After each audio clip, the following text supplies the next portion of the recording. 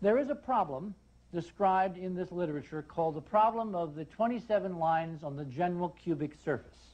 It turns out to be an elegant description of a ordinary cube in 3 space and what it looks like in higher dimensions, 4, 5, 6 dimensions.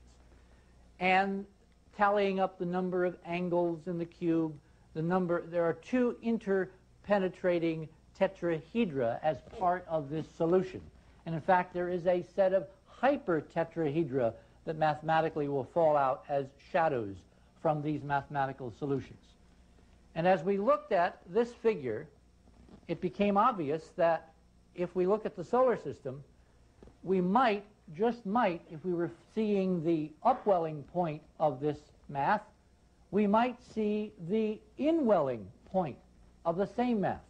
The theory being that if you really have a hypersphere, a sphere, a planet that is existing in more than our 3 dimensions, as it rotates, there will be a set of physical forces set up that will transmit back a structure, a signature that you might see on the planet, as we are seeing the 19.5 vortex, which is the first hallmark of any good science. You make a prediction, and then you see if the prediction is fulfilled. Well, when we look at planets, what the prediction said from these papers now, applied to real spinning objects, not theoretical spheres, but real spinning bowls of liquid and gas planets, was that we should see around the poles, particularly the North Pole, a hexagonal pattern, perhaps formed in the clouds.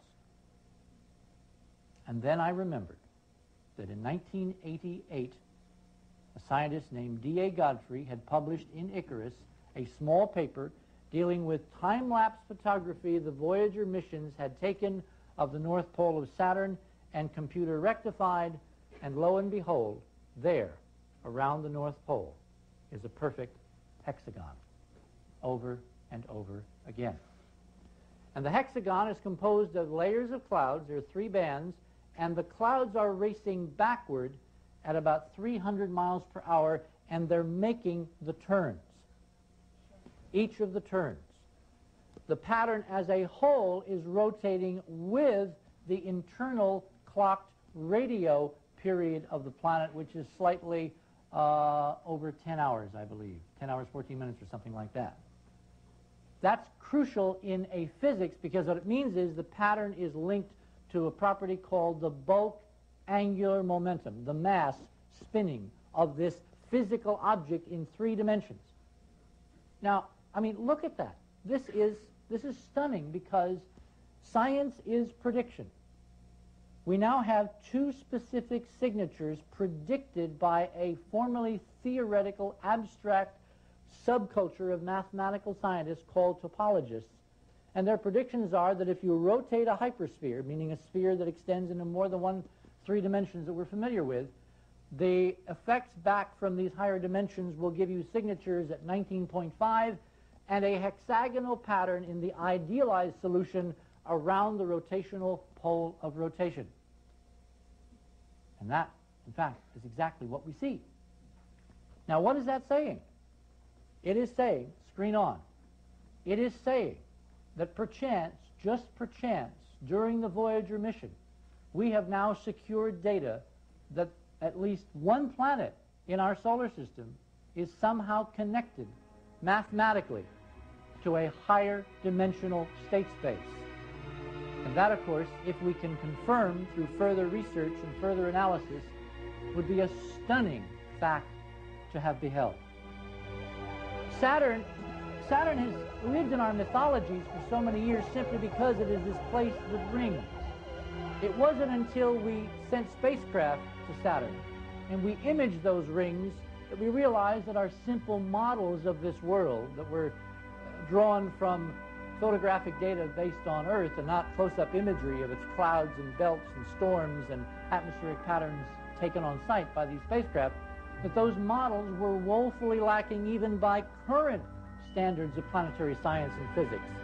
For instance, as spacecraft approached over the 70s and into the 80s, it gave us a stunning series of close-ups of these rings. The rings are 171,000 miles from tip to tip. From Earth, they appear to be divided into simple divisions, 1, 2, 3, and they were given designations, the A ring, the B ring, the C ring. But as the Voyager spacecraft showed us image after image of the rings, what did it reveal? It revealed rings, billions and billions, to echo my friend Carl, of junk, of debris, orbiting, whirling around the planet in orbit in periods ranging from a few hours to almost 15 hours. But the debris is orbiting in bands. The rings are banded like a long playing record. And there's no theory extant in current planetary science that can explain the bandings in the rings. As I looked at some of this imagery and I was preparing for this presentation, I had an interesting thought, and that was simply this. Suppose the banding are ripples, higher level ripples in space-time, occasioned in the close vicinity of this extraordinary world by its massive rotation from 3 dimensions into 4 and higher, that we're looking at a literal physical link in our own